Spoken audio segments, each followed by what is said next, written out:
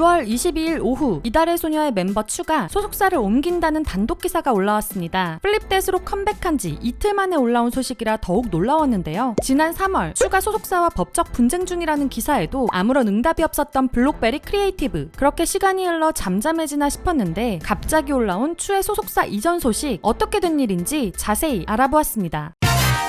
한 인터넷 언론 매체에서 단독 타이틀을 걸고 이달의 소녀 추 둥지 옮긴다 바이포엠행 임박이라는 기사를 냈습니다. 기사에 따르면 22일 가요계 관계자들이 추가 바이포엠 스튜디오와 손을 잡고 새 출발하기 위한 준비에 한창이라고 했는데요. 바이포엠 스튜디오와 블록베리 크리에이티브 양측은 향후 활동을 함께 펼쳐나가기로 뜻을 모으고 전속 계약 관련 세부 사항을 논의 중인 것으로 전해졌습니다. 바이포엠 스튜디오는 음악, 영화, 드라마, 웹툰 등 다양한 콘텐츠를 운영하는 회사인데요. 지난 3월 엔터테인먼트 기업을 인수하면서 엔터테인먼트에 진출하려는 의지를 보였습니다. 그런데 같은 시기인 지난 3월 이달의 소녀 추에 대한 다른 소식도 있었는데요. 다른 언론 매체에서 단독 기사로 나왔던 소속사와 법적 분쟁 중이라는 소식이었죠. 추가 전속 계약 효력을 정지해달라며 소속사 블록베리 크리에이티브를 상대로 낸 가처분 신청에서 일부 승소 판결을 받아내었다는 기사였습니다. 전속 계약의 효력 정지 가처분이란 소속사가 장기 계약 기간, 과다한 손해배상액 예정 조항 등으로 우월한 지위를 이용하여 부당한 지배력을 행사하고 소속 연예인들에게 지나친 부담을 지워 경제적 자유와 기본권을 과도하게 침해했을 때 계약 내용을 전부 또는 일부를 무효로 할 수 있고, 이와 관련된 소송이 최종적으로 가려지기 전까지 소속사가 소송을 건 연예인의 독자적 연예 활동을 방해하지 못하게 하는 것입니다. 거기에 소속사는 지난 2월 이달의 소녀 추에 대한 상표권을 갑자기 등록했었죠. 그러나 후속 기사도 없었고 소속사의 입장 발표도 없었기에 이 기사는 사실인지 아닌지 확인되지 않은 채 지나가 버렸는데요. 몇몇 네티즌들은 이 소송이 추에 대한 것이 아니라 블록베리 크리에이티브가 2020년 소속 연습생과 있었던 소송이라고 주장하기도 했습니다. 이 기사 이후 추는 퀸덤2에 참여하고 개인 활동도 활발히 하며 많은 팬들의 걱정을 가라앉혀 주었는데요. 그러나 2월 콘서트에는 건강상의 이유로 불참하게 되었고, 이번 8월부터 진행되는 월드투어에는 하반기 활동 스케줄로 인해 불참하게 되었다는 소속사의 공지가 올라왔었죠. 플립댓 발매 쇼케이스에서도 추는 이번 첫 해외 투어에 함께하지 못하게 된 점에 대해서 저는 굉장히 아쉽고 죄송한 마음이다. 부분 참여라도 하려 했으나 일정이나 여러 상황들 때문에 어려움이 커서 최종적으로는 저의 불참이 결정됐다며 아쉬움을 전했습니다. 대신 6월 20일 플립댓 컴백 활동에서 활발한 활동을 보여줄 예정이었으나 소속사를 옮길 예정이라는 기사가 올라오며 많은 팬들이 추의 탈퇴를 걱정하게 되었는데요. 거기에 이달의 소녀 추의 스케줄에 자주 참여하며 응원을 하던 팬이 올린 트위터 글도 화제가 되었죠. 5월달부터 추의 개인 스케줄에는 매니저를 붙여주지 않아 추는 스케줄마다 택시를 타고 다니고 캐리어도 직접 옮기고 다녔다 라고 말하며 현재 소속사가 지우를 케어하지 않고 있다고 주장했습니다. 이런 이야기들에 팬들의 걱정이 심각해지자 추는 팬 커뮤니티를 통해 나는 내가 좋아하는 사람들을 위해서는 최선을 다할 거야. 내가 할 수 있는 한 최선을 다할게. 오빛들 멤버들을 위해서 걱정 마 라고 이달의 소녀 활동에 대한 의지를 비추며 팬들을 안심시켰는데요. 시원한 여름곡 플립댓으로 컴백하자마자 전해진 안타까운 소식에 팬들은 이번 활동을 더욱 걱정하는 중입니다. 소속사가 빠른 입장문을 내주어서 팬들이 안심하고 플립댓 활동을 신나게 응원할 수 있도록 해주었으면 좋겠습니다. 지금까지 두유람이었습니다.